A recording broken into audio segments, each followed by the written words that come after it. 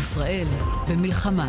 לפחות 100 ישראלים נרצחו ומאות נפצעו במתקפת פתח חסרת תקדים של חמאס מהאוויר, מהיבשה ומהים. גם לאחר שעות ארוכות, קרבות ירי בין כוחות הביטחון וחוליות מחבלים בשטח ישראל.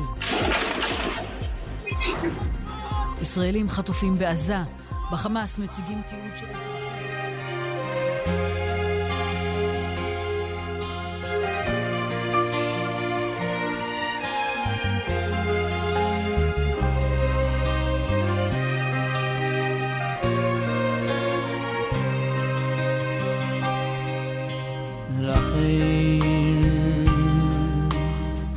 רחמנו השם אלוקינו רחם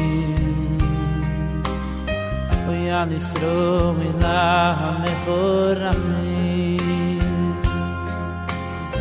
ויעל ירושלים